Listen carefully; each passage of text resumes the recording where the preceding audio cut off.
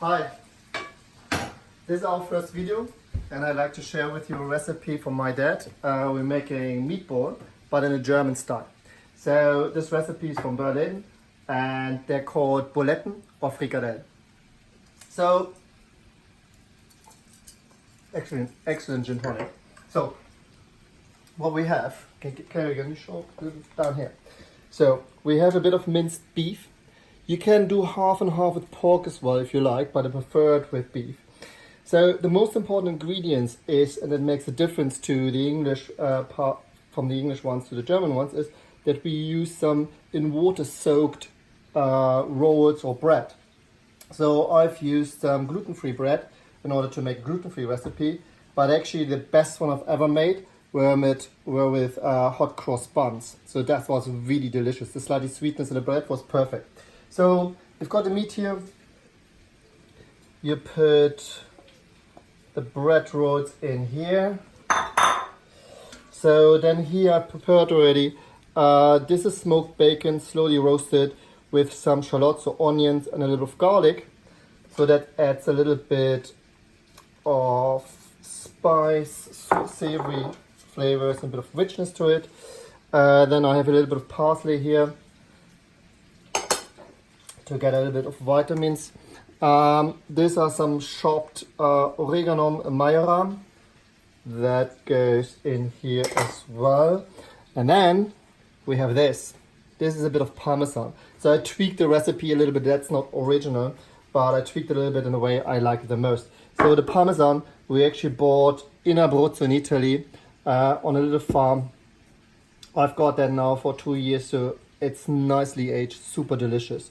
So that goes in here as well. And then we put 2 eggs just to give it a bit of consistency and bound everything together. A bit of salt for seasoning. I add a little bit of muscat. Nutmeg, that was the German version. So then you mix everything. So you get a really nice, smooth paste together. I heated already the frying pan in the meantime. So it should have a very nice, smooth consistency. And the bread actually with the minced meat will help to make it a little bit lighter in style, because sometimes it can be very dense and very meaty, and the whole butter makes it a little bit lighter, a bit more delicious, and you add a few more flavors. So that should actually do. Perfect. So we move over to the frying pan.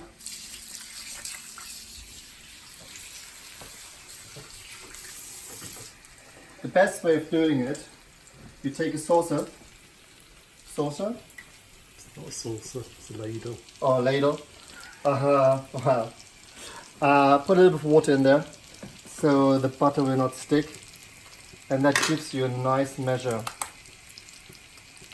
So, and then I go straight into the frying pan.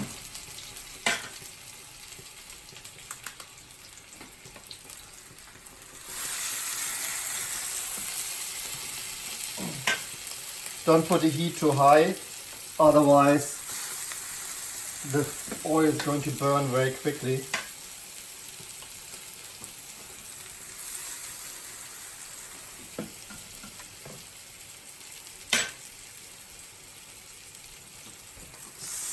So there we go.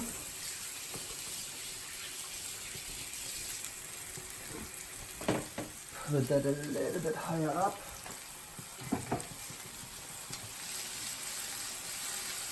And a bit of vegetables, which we're doing as a side dish. So this is actually sweet potatoes, a bit of aubergine, a bit of bacon. We should add a few shallots as well. I usually do it in the end because the aubergines take quite long. and the onions will actually burn in the meantime. So I usually add them quite towards the end. So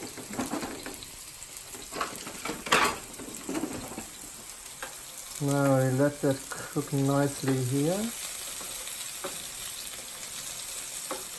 Good. In the meantime, the most important question is, of course, what are we going to drink with it? As we have some German meatballs, I've chosen a German Pinot Noir from the very famous winery of Knipse, Spätburgunder or Pinot Noir. This is a 2014. And the reason why I've chosen this wine is of the beautiful acidity. So that will cut actually nicely through the richness of the meatballs. And those wonderful fruit-driven sour cherries, almost a bit of floral and spicy notes that will go very nicely with the meatballs.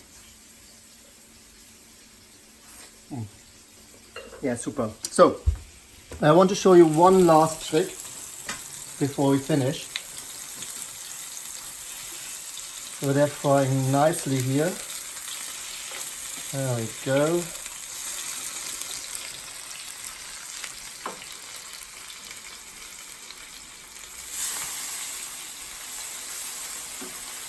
Now my favorite part of it is, once they're nicely fried, I add a little bit of muscovado sugar on top of it. That adds a little bit of sweetness, and you see it slightly caramelizes, and that gives a final touch actually to those meatballs. I hope you're going to enjoy them, and that's it.